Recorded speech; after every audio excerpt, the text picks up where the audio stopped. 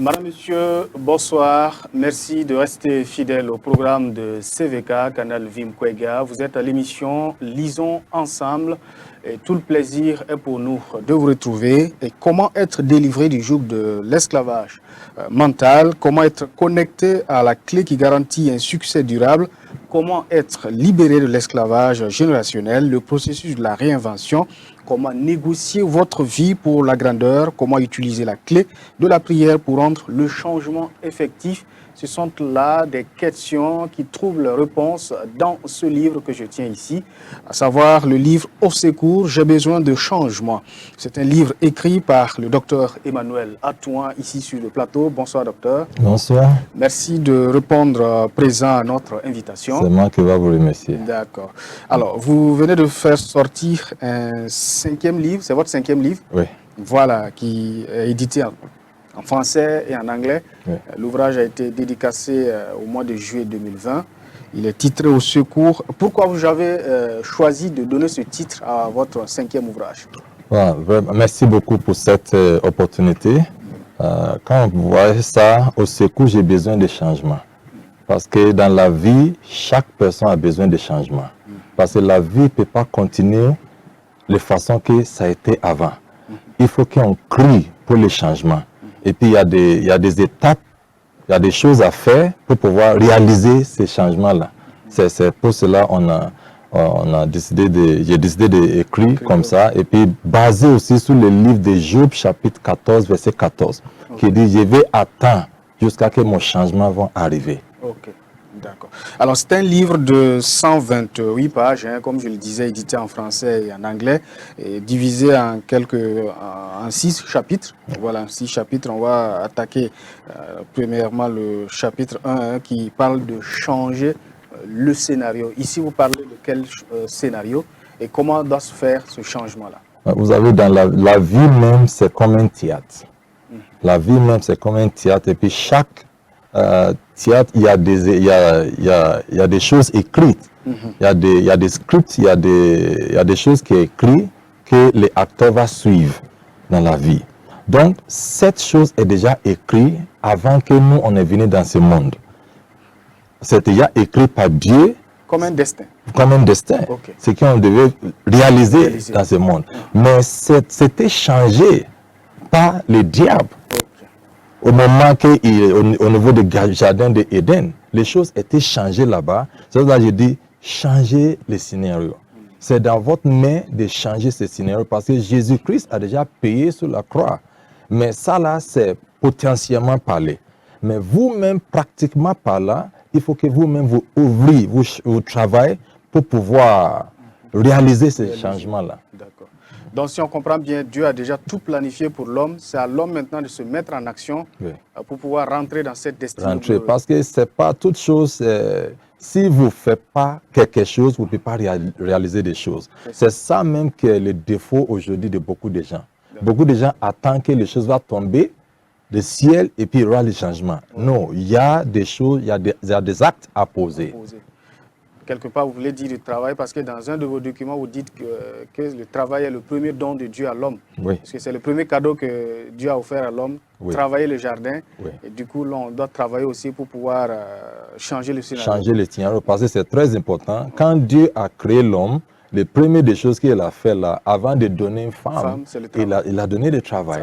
Donc, mais aujourd'hui, les gens sont en train de renverser les choses et puis ça ne marche pas. D'accord. On ne va pas renverser les choses avec votre livre, mais vous parlez de réinvention au niveau du chapitre 2. On commence là à partir de la page 35.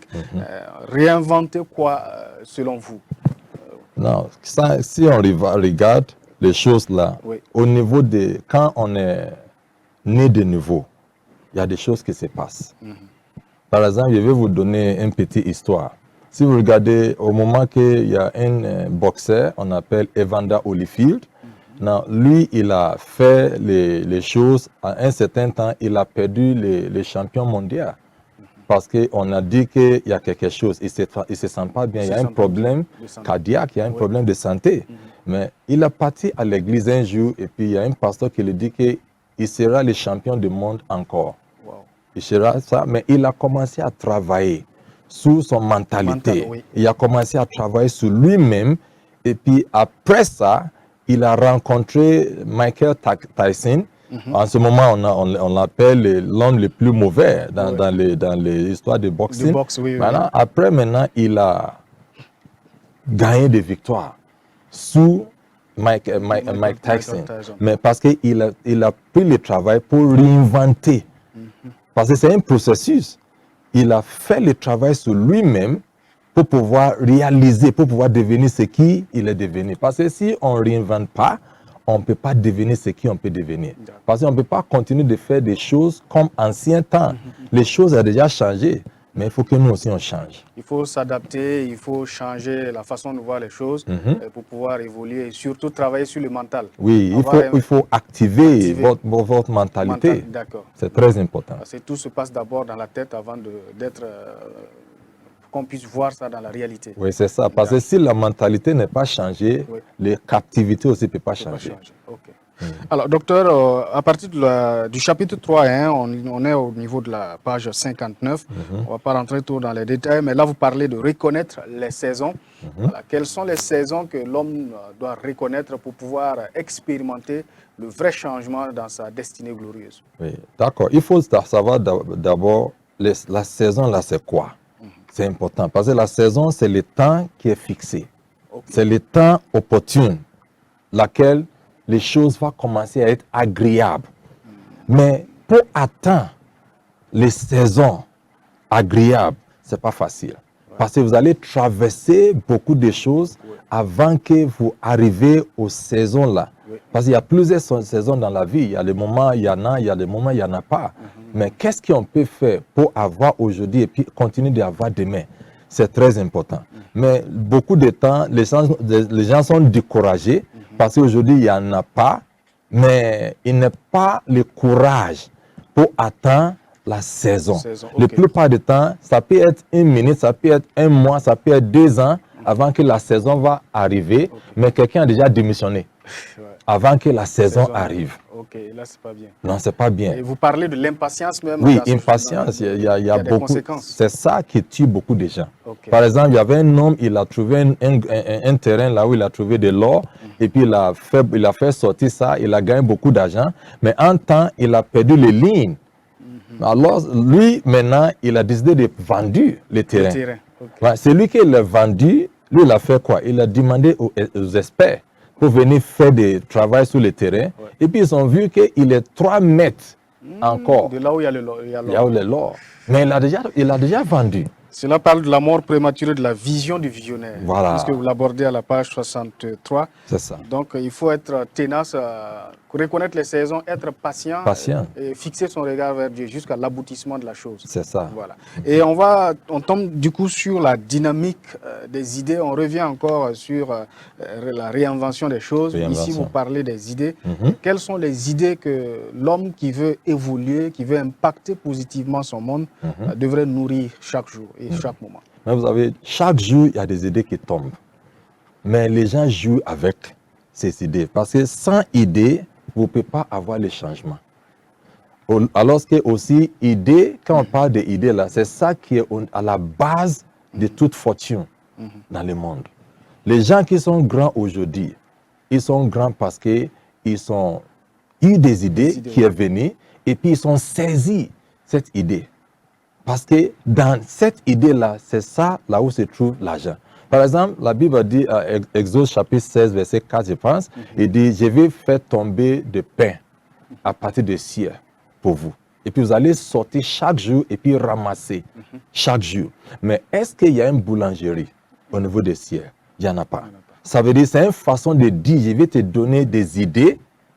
Quand vous avez cette idée, vous allez sortir, ça va vous permettre de sortir, aller dehors, créer quelque chose, et puis chaque jour, vous gagnez des choses qui vont faire que votre vie va changer. Alors qu'aujourd'hui, il y a plein des idées. Parce que si vous regardez, par exemple, beaucoup de gens qui sont en haut là-bas, qui amènent des changements dans nos mondes, c'est sous la base des idées. Des idées. C'est sous la base des idées. Et généralement, comment ces idées-là, c'est au moment de la méditation ou bien c'est n'importe quand des idées peuvent venir comme ça et vous gagnez ça? Non, la plupart du temps, par exemple, la Bible a dit dans Jérémie chapitre 33, verset 3, c'est invoque-moi. Et puis moi aussi, je vais te répondre. Et puis je vais te dire, montrer les choses cachées. Les choses cachées. Donc, dans la prière, on peut trouver ça. Le moment de méditation aussi, c'est très important. Mais le temps, les gens n'ont pas le temps.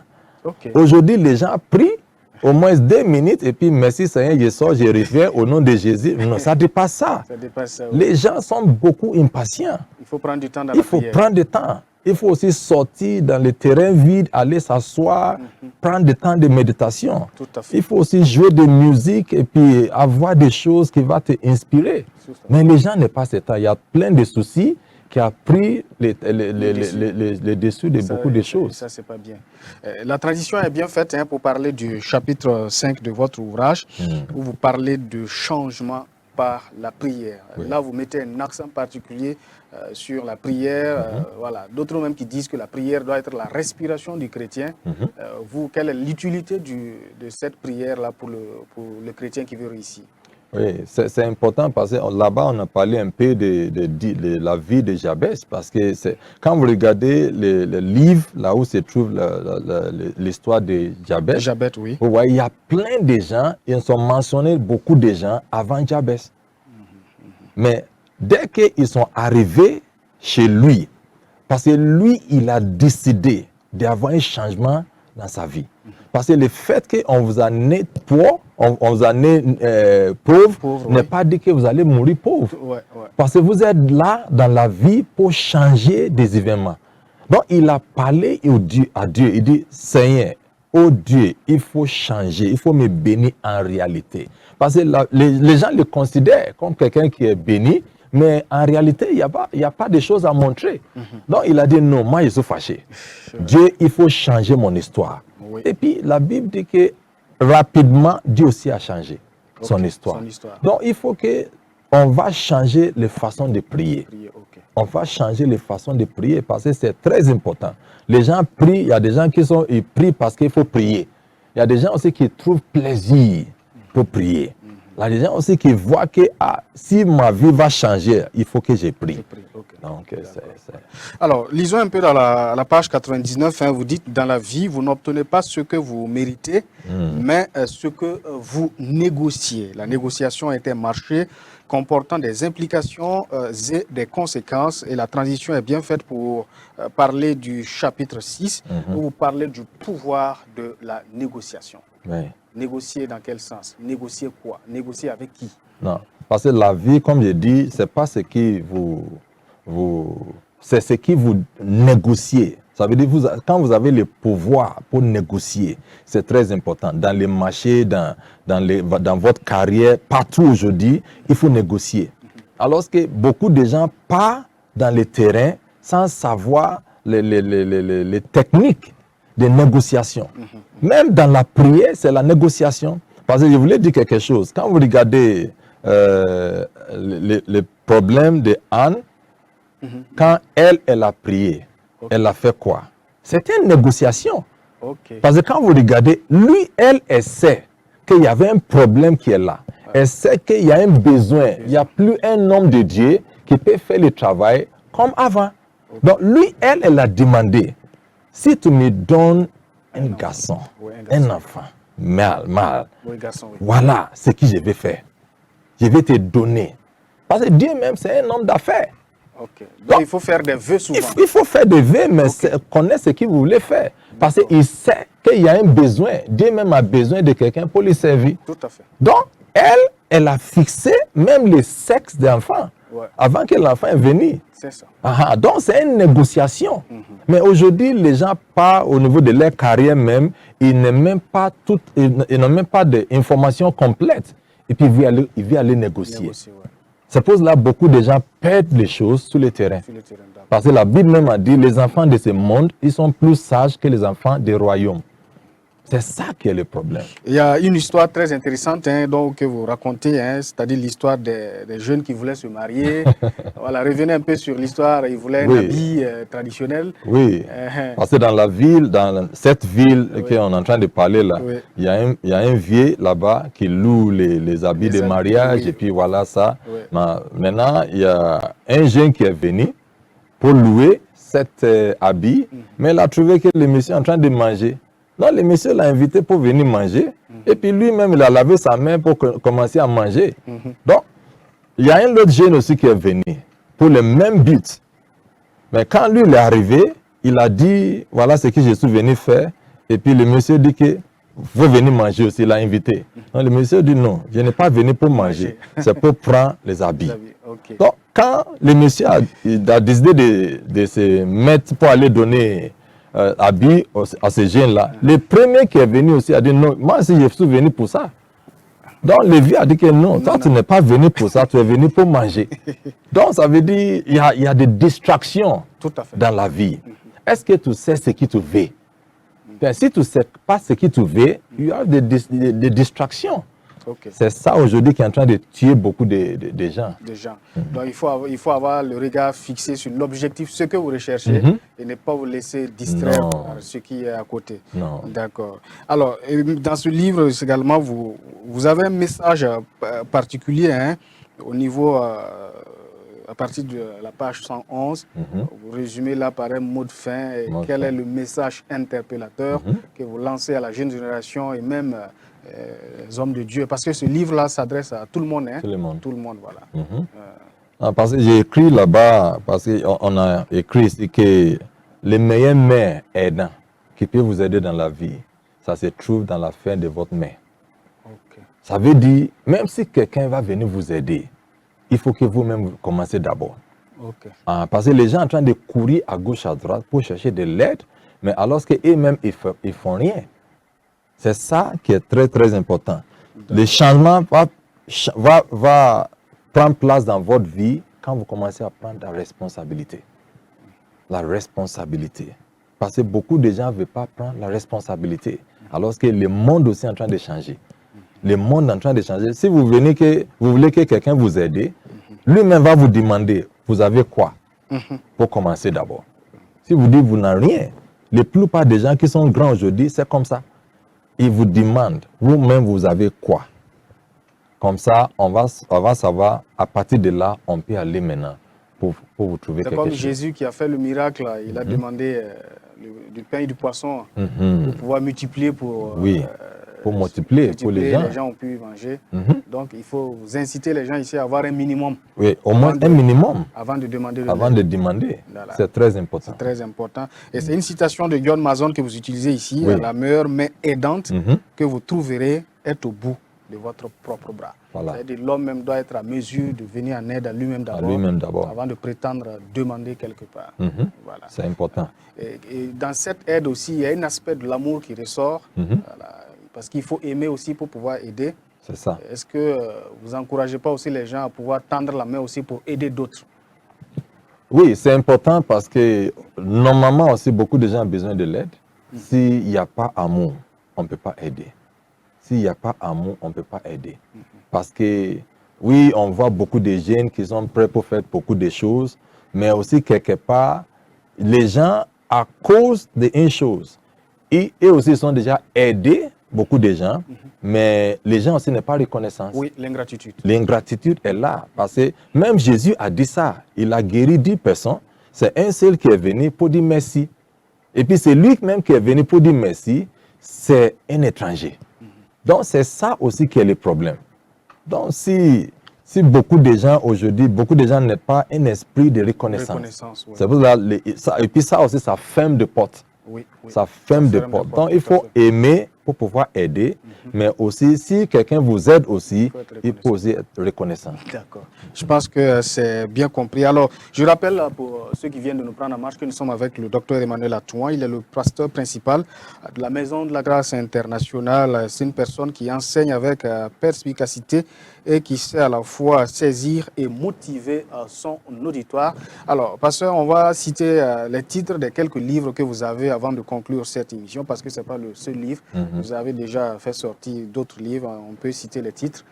Voilà. C'est quel titre que vous avez comme livre?